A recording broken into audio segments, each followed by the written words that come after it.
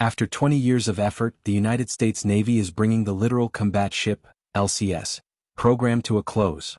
The final vessels of both Independence-class and Freedom-class designs are set to enter service later this year, marking the end of a long and often troubled chapter in American naval shipbuilding. While the LCS was initially conceived to address emerging threats in nearshore or littoral zones, its real-world performance has fallen short of expectations, both in strategic relevance and combat effectiveness. The USS Pierre, the 35th and final LCS, recently passed its sea trials and will be delivered later this year. The USS Cleveland, the 16th and last of the Freedom-class series, will also be commissioned in the coming months. These deliveries effectively close the book on a program that began in the early 2000s with high hopes but eventually became symbolic of misaligned priorities and unrealized potential. From the outset, the LCS was intended to be a fast, modular and multi-role platform capable of performing various missions close to shore, such as anti-submarine warfare, mine countermeasures and surface combat. However, it quickly became apparent that the ships suffered from several technical and operational shortcomings. These included a fragile hull design, frequent mechanical failures, limited weapon systems, and a complex propulsion system that proved difficult to maintain. The core problem was not simply engineering, it was conceptual. Developed during a time when the United States had no peer competitor at sea, the LCS program reflected a shift in focus from high-intensity naval warfare to land-centric missions. The assumption was that U.S. naval supremacy would go unchallenged and that versatility in coastal operations would be more valuable than blue-water combat capability. That assumption no longer holds. As the United States invested in a class of ships optimized for low-intensity conflicts, China began a systematic and focused expansion of its naval forces.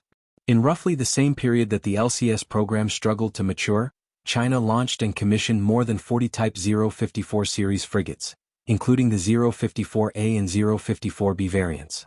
These vessels are more heavily armed and better suited for sustained operations in open waters.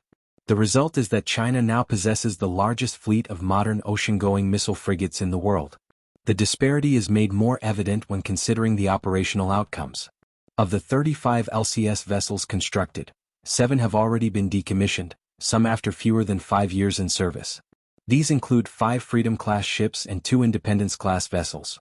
The early retirements stem largely from mechanical issues and the growing recognition that the ships cannot meet the demands of future conflict scenarios, particularly those involving near-peer adversaries in the Indo-Pacific. This sequence of events highlights a deeper issue: strategic foresight. The LCS program, once seen as a solution to the post-Cold War environment, lacked the flexibility to adapt as geopolitical realities changed. As China modernized its navy with impressive speed, the U.S. found itself locked into procurement contracts for ships increasingly seen as ill-suited for contemporary threats. Canceling these contracts would have incurred substantial penalties, often more than the cost of continuing construction, forcing the Navy to accept deliveries of ships that were already outdated upon arrival. Moreover, the program's long-term effects on the American shipbuilding industry are difficult to ignore. By focusing for 2 decades on a flawed class of warships, the industry lost momentum in developing a next-generation frigate.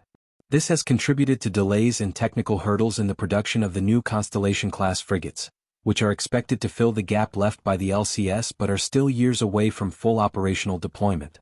In contrast, China has not only expanded its frigate fleet but has also demonstrated a consistent design philosophy, building upon each class with incremental improvements. This disciplined approach has allowed it to enhance performance, streamline logistics, and increase production efficiency. Today, China's growing naval power presents a tangible challenge to U.S. interests in the Pacific, particularly in contested areas such as the South China Sea. While the end of the LCS era may offer a chance for the United States to recalibrate its naval priorities, the consequences of this prolonged misstep are already evident.